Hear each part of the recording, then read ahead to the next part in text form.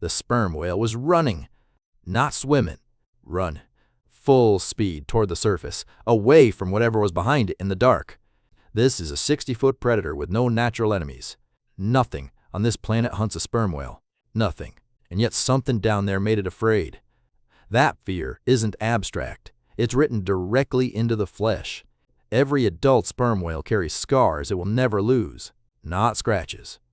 Not collision marks. These wounds look like something razor sharp, like a drill bit was driven straight into the skin and twisted deeper. Clean, deliberate, and for over 100 years. Not one expert, not one scientist in the world could say what had made them.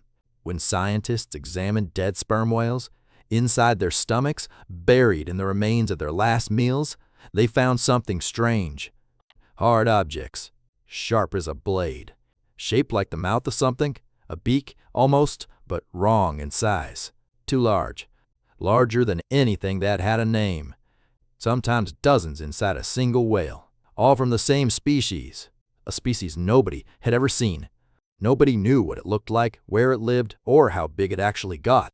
In 1925, from 2 small fragments of tentacle found in a whale's stomach, scientists gave it a name, drew it, estimated its size, but no one had ever seen it alive.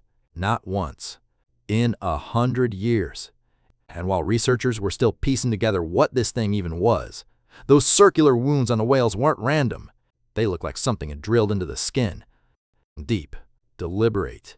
The kind of damage that only comes from something built to grip and never release. Think of a fish hook, but one that rotates. When prey pulls away, it doesn't slip free. It goes deeper. 25 of them, just on the 2 longest tentacles. The other 8 arms are lined with suckers, but ringed with serrated edges like miniature saw blades. Where it wraps around something, those edges cut in, and at the center of it all, that beak, 10 times harder than a human fingernail. It has sliced clean through the thin bones of fish, nearly 6 feet long. It doesn't swallow things whole. It takes them apart.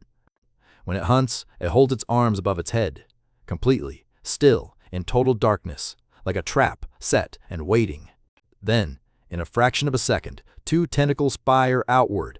The hooks catch, and whatever they caught starts to realize that pulling away is the worst thing it can do. Id, over half a ton, motionless, in absolute darkness, waiting. Every large male sperm whale that dives in Antarctic waters comes back marked. The circular impressions from serrated edges, the long drag lines where hooks were pulled across skin as something fought to get free. The sperm whale is 60 feet long. It uses sound so powerful it can stun prey at a distance.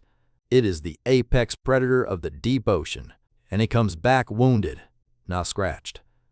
Wounded. Wounds that never fully close. Some of the older whales carry so many overlapping scars that the skin along their backs looks like a map of old wars. Evidence of battles fought in absolute darkness, half a mile underwater, that no human has ever witnessed, and likely never will. We only know they happened because of what the bodies show. So why did 100 years pass without anyone finding this thing alive? 3 reasons. And each one says something about the ocean that's uncomfortable to sit with. First, depth. At 3,300 feet, the pressure is 100 times what it is at the surface. The deepest recreational dive ever recorded was just over 1,000 feet, not a third of the way down to where this thing lives. A human body at that depth would be crushed in seconds. Equipment capable of filming there in high definition barely existed until recently. Second, location. The Southern Ocean near Antarctica is not somewhere you casually send a ship. Waves that reach 60 feet. Temperatures that freeze equipment solid. Thousands of miles from the nearest port. Getting a research vessel out there for weeks takes years of planning and millions of dollars. Third, and this is the part nobody saw coming. It knows we're coming. Those dinner plate eyes didn't evolve to find food. They evolved to detect a specific threat, a sperm whale descending through deep water. As a whale moves through the dark, it disturbs microscopic bioluminescent organisms. For just a fraction of a second, it leaves a faint, glowing trail. Those eyes can pick up that signal from hundreds of meters away.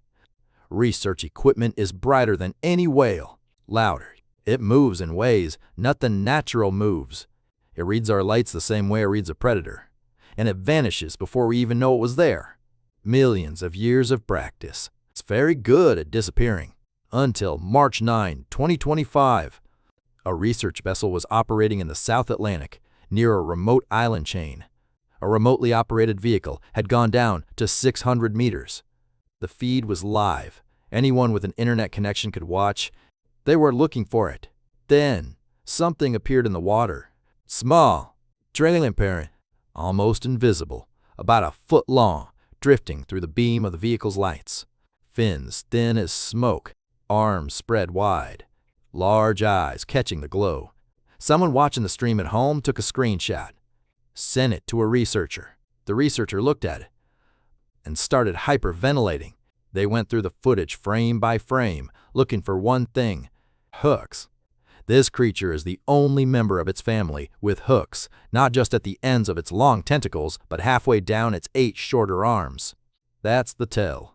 Nothing else has them there. If the hooks were there, this was it. The hooks were there. 100 years.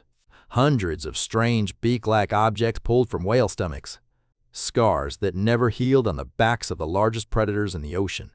And now, whatever had made all of that was drifting in front of a camera lens, transparent as glass, 600 meters down, completely unaware it was being seen for the first time. It was beautiful. It was beautiful. That's the word the researcher used at the press conference. Not frightening. Beautiful. A body, clear as blown glass, organs faintly visible underneath, moving slowly. Eyes that shimmered like mother of pearl. Fins so thin they almost weren't there. Arms trailing in the water, like ribbons in a current. Nothing about it looked like those wounds, because this was a juvenile. 12 inches long. The adult, the thing that has been fighting in the dark for millions of years, leaving wounds that don't close, leaving those strange beaks in whale after whale after whale, has never been seen alive. Not once. In 100 years of looking. This small, transparent thing will grow. The clarity will go, replaced by deep red. The hooks will harden, and when it reaches full size, it will descend further than any equipment we have can follow. We don't know how long they live. We don't know how they reproduce. We don't know how many are down there right now. The largest specimen ever recovered weighed close to half a ton, but the arms were damaged when it came up, and the real total length may reach 30 feet or beyond. Some researchers think we've never actually seen a fully grown adult. The team won't be back in those waters until 2028. What came up on March 9 was a juvenile. The adults, rotating hooks, a beak that cuts through bone, eyes the size of dinner plates, is still down there, half a mile underwater, in complete darkness, arms held above its head, waiting for something to move. The ocean covers more of this planet than all the land combined.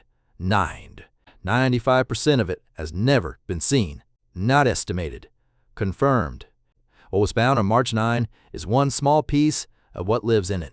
There's a lot more down there, still waiting. If this video found you at the right moment, like and subscribe. It's a small thing for you, but it genuinely means a lot to my channel. Thank you.